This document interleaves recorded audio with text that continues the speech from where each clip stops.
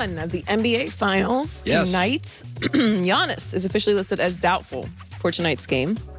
He's still recovering from hyperextended knee that he suffered in Game 4 of the Eastern Conference Finals. He's reportedly going to fight tooth and nail to be in the lineup. And Mike Budenholzer said the situation for Giannis is currently day to day.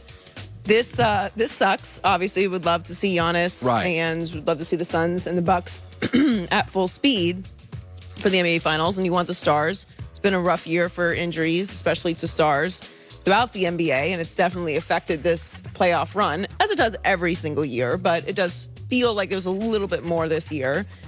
And the Suns are healthy, and that's why they're there, and overall the Bucks have been healthy through the playoffs, and that's why they're there. You know, but I'll say this. The Hawks won without Trey, Bucks won 2 without Giannis, Suns won without Chris Paul. The one thing it is interesting. So the Suns are going to have to prepare for 2 teams. No Giannis and Giannis. And that means 2 different looks in the half-court set.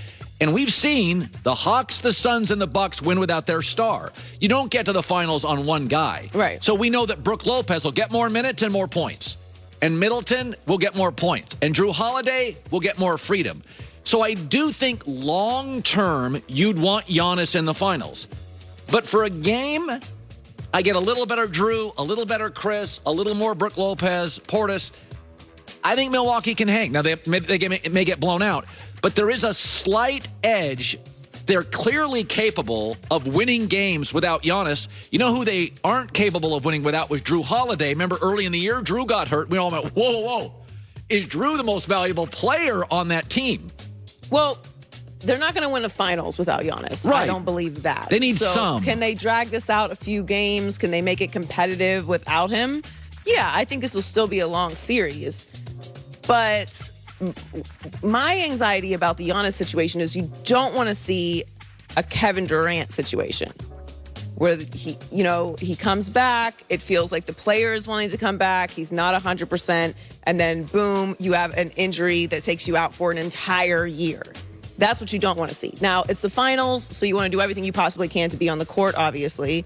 It's just, I don't, this is the time when you want to rush somebody back, but we've seen what happens when you rush someone back and then they're out for an entire year. Right. So it's like, I would not want to be the person to have to make that call to put Giannis out there or not, but the Suns are not the Hawks. The Hawks had an incredible season and they were great, but the Suns are better. They're in the finals, and the Bucks. So I think that they can hang, to your point, but they're not going to beat the Suns without Giannis. Yeah, and long term, they need him.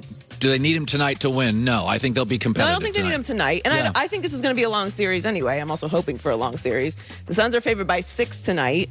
So I would like the Suns tonight with 6. And the Suns are favored minus 200 overall to win the series, according to Fox Bet. So the Lakers, been in conversations for a lot of moves this offseason.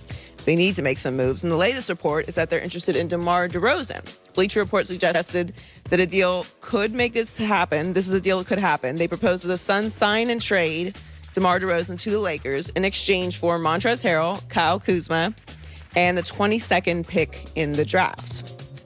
I actually really like this move for the Lakers. I'd like to keep Montrezl Harrell, although it kind of seemed like some weird stuff happened at the end of the season. With the Clippers too, his Clippers and Lakers, it just whatever it is about his personality with both, something doesn't rub right. I just don't get it. He's 6th man of the year. Like, he's a very valuable player. So I would like to keep him, but it just doesn't seem like that's working. DeRozan averaged 21.6 points, 4.2 rebounds, and 6.9 assists last season with the Spurs. He's a very consistent player. Athletic. He's played 12 NBA seasons, 9 with the Raptors, 3 with the Spurs. He's a 4-time All-Star. I would actually really like this move for the Lakers. Well, it's interesting because analytically he doesn't shoot threes, and so we just cast away guys that don't shoot threes. But what we see in the playoffs, Joy, is the mid-range game is really valuable. So the bottom line is DeRozan, in playoff games, half court, get you buckets. And what the Lakers don't have right now with brittle AD sometimes is AD's hurt, who gets us buckets? He's also a veteran player. Yeah, LeBron likes playing with veteran players. Yes. He's a very smart player. LeBron likes playing with smart players. Not that Kyle Kuzma and Montrezl Harrell aren't smart players. That's not the point. But if you're going to bring somebody in, you want to bring someone in that is the style that LeBron likes playing with. Now, this would kind of imply that the Spurs are resetting a little bit. Yes. So is Popovich going to do that at this point? I don't know, but this would make their team much younger, and it would kind of be a rebuilding year. Montrezl Harrell's an expiring contract, and they get a draft pick. So the coups aside, if you are rebuilding a little bit for San Antonio, you're like, we get a draft pick and a strong draft and an expiring contract, and Kuzma's a nice player. Like, he's fine. We give Kuzma a hard time, but Kuzma is a nice player. He can start for a championship team. Yes. Absolutely. So Trey Lance was drafted this year, and someday will take Jimmy Garoppolo's job as the 49ers starting quarterback. That could have caused some tension between the two, but instead, Jimmy G has taken this opportunity to mentor the young rookie, which I think is very nice. So far, Trey Lance has nothing but good things to say about Jimmy. Yeah, it's been awesome. He's a great guy. I mean, one of the best people I've been around. And I've been fortunate to be around some, I think, really, really great people. And you know, guys that are going to play today and guys that are still in that locker room right now. Jimmy's just like it, and that organization is the same exact way. So I just feel, like I said, very blessed and fortunate to be where I am. And season is useless for guys like Aaron Rodgers, Tom Brady, totally useless. Tom Brady goes to a new team last year. They have no camp. They have no preseason. He wins the Super Bowl. New coach, new GM, new players, new playbook. It's all a bunch of nonsense. The preseason to me is, you know, if you want the young guys to play, but Sean McVay proved years ago, you don't have to play any of your starters. You can start the year 8-0. And I don't think Aaron and Russell and Tom, these guys don't need to go to these mini camps. They don't want to be controlled anymore. I totally get it. Just a waste of time. So what does all this mean? Like what he was saying yesterday, what has the last month been for Aaron? And what it feels like for me is he's kind of setting the table for returning to football. And so he's talking publicly about his absence. So therefore, when he comes back to do football, he can talk football. And if they ask him about his offseason, he can say, well, I discussed that already. So like when Tom Brady left New England, there were signs. And I do think, you know, there were signs. He put his house up for sale. He did a documentary calling out the franchise.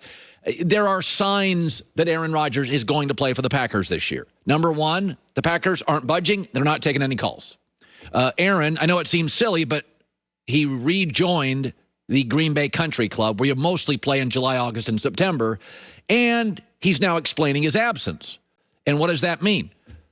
Hey, I reflected. I took time off, mental health, so he can go back into the football grind, head down, and play. And by the way, there is something to what he said yesterday. He's also telling Packer fans and the Packer executives, I was working. I was just working on the mental side of the game, not just the football side. But I do think this year, what does it all mean? I think it's going to be a fascinating year. And I'll give you the comparison in a second. But the Packers didn't draft Jordan Love to sit for 3 years. All right. Secondly, Aaron and the executives still don't see eye to eye on stuff. The issues have not been resolved. And by the way, Tom Brady's still the best team in the division, and Seattle's gained ground on Green Bay. So it's going to be a fascinating year. Is Aaron going to be more vocal when he's disappointed this year? More aggressive, knowing he's on his way out? Will Jordan Love get real snaps in real games? You know, Green Bay's got to get ready for the next step. So you know what this feels like to me? And it feels a lot like it. And I think Kevin Durant and Aaron Rodgers, high profile, both can be a little prickly, whatever. But it feels like the final year Kevin Durant in Golden State. There were rumors he was unhappy. GM had said something at a parade, didn't necessarily sit well early. It was getting to the point where Kevin's got his own personality and it wasn't really his team. He wanted a little more say. It felt like Steph's team or Kerr's team. And because of that, I have this sourced. Executives, coaches really felt like all year with KD, they were kind of walking on eggshells. Don't offend him. Don't tick him off. And it's a weird place to be as a team. Now, Golden State was still very good because they had so many great players. That's a little bit what it feels like with Aaron Rodgers. The issues haven't been resolved. We know he's not totally happy. He'd like more control and say. It feels like the operation there is going to do what they're going to do, like they did with Favre, and players are not going to set precedents. So the issues with KD in the last year were never really resolved. It was Steph's team. It was. And the issues with Aaron aren't really resolved. The Packers going to do what the Packers do. So is everybody going to be walking on eggshells? It's going to be a fascinating season to watch. Will Aaron be more vocal? Will Jordan Love get snaps? The issues aren't resolved. The NFC could be better. Now Stafford's a Ram. Seattle's gotten better. Brady's got all the guys back. What if Garoppolo plays and they're good? Is Green Bay the 5th best team in the NFC? How's that sit with Aaron? Listen, Joy and I, we like interesting, and Green Bay will be interesting. Joy with the news. No.